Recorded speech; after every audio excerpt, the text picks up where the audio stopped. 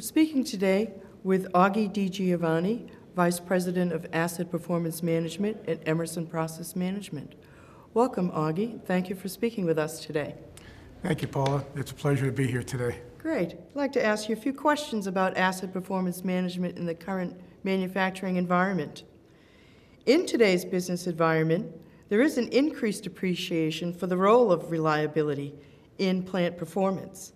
How do you see plant personnel in their conversations with you? What are they sharing, their challenges and successes?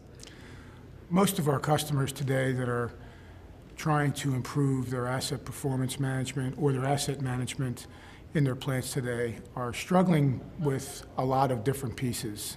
The two pieces that I think are probably most prevalent, one is data integration. They have lots of data from many, many different sources of data collection. Pieces of information are getting from a variety of different systems, and they're trying to bring all that together so that they can improve their overall performance of their plants and also their asset management systems. The personnel that a lot of our customers have today have also been reduced significantly. So many plants today have a lot less people in their plants than they had, say, 5, certainly 10 years ago. And those people are struggling to try to do a whole lot more with literally a whole lot less.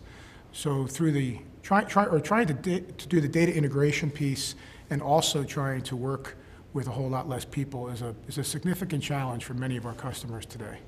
We're hearing the same thing because you can collect all of the data, but you have to turn it into actionable information, and integration we see is the key to making that happen. That's correct. And we find so many places around the world where customers have taken and set up different independent systems. They may have, for instance, a vibration system. They may have an oil analysis system. They may have a digital control system. They may have a data historian. They may have a work management system. And each and every one of these areas in their own rights are doing wonderful things, but it's the integration of all this information to, as you said, turn those various pieces of data that have a tremendous impact on the assets into something that the plant can then take action on and measure so they can hopefully improve the overall performance of their plants. Yeah, we agree wholeheartedly. What are the biggest challenges in improving asset management that you've come across? The biggest challenge, I believe, is to have organizations who are prepared culturally to be able to take this on. This is a brand new area for many, many customers, many, many organizations. As I said, they have lots of data and they have fewer people. So to have that cultural difference, that ability to want to make that change is a big challenge because many of them have been doing things a certain way for 20, sometimes 30 years.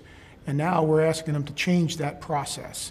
And that work process, in a lot of cases, is a challenge. Most of us, as human beings, are not that prone to wanting to change the way we do things day in and day out.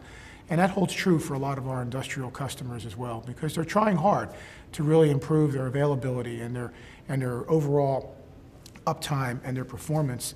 And doing that with the same way they've done it 15, 20 years ago is probably not going to cut it. So they have to change that work process, and that's a cultural change for them to realize. Yeah, I would agree wholeheartedly that I think engineers don't like the touchy-feely culture changes that go along with this. They're data-driven, but culture is such a big part of making this kind of change.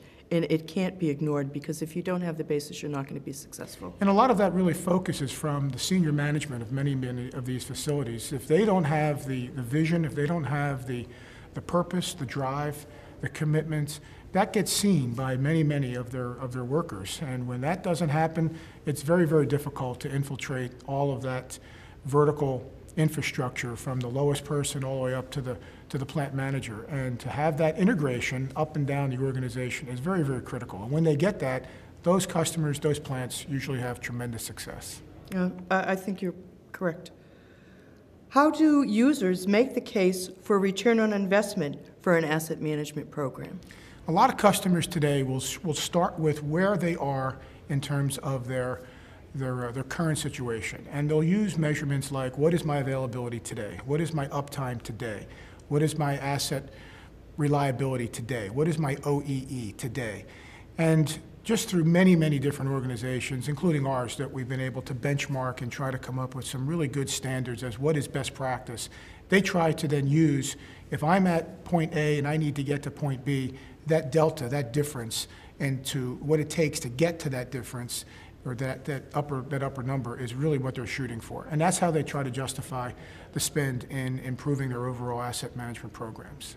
I think there's just too much to be gained not to undertake this. It is not for the faint of heart, and it is a lot of work, but the benefits are just too great to ignore. And I like to use the term, it's a journey. And I make a lot of references to various things that go on in people's lives when I speak to customers. And one of them is, which everyone can relate to, is I'm sure everyone who has children has taken a trip someplace. And you get them in a car, and you're driving for a long, long distance, and the first thing that comes out of the children's mouth within 15 minutes of you leaving is, "Are we there yet?" And you stop, you buy them ice cream, you get them a few things along the way, just to kind of keep them satisfied. And that's the same thing that organizations have to understand when they're taking on a bigger role in asset management. It is a journey, and you do have to have some early successes, even though they may not be very, very big, but you have to have some early successes to continue to have that long-term success. And unfortunately, you really never get there. And when you kind of come to that conclusion, then it makes a huge difference. And it's a continuous process that you have to always be focused on. It is, it is. If you were to give one piece of advice for someone contemplating an asset management program, what would that be? I would say two things. One, I would say have a plan. And make sure that that plan is long-term. It addresses your cultural issues, it addresses your technology issues, it addresses your data integration issues. And the second piece of information I would give is stay focused.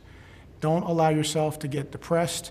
You're going to have good days, you're going to have bad days. Sometimes you're going to have great success stories where you've been able to pull information together and start to see the value. And other times it's going to take a little bit longer to see those results. So have a plan and stay focused, and they should do just fine. Yeah, hold on, it's going to be a bumpy ride. That's correct. Augie, thank you so much for speaking with us today. Thank you, Paula. It was my pleasure. We've been speaking with Augie DiGiovanni, Vice President of Asset Performance Management at Emerson Process Management.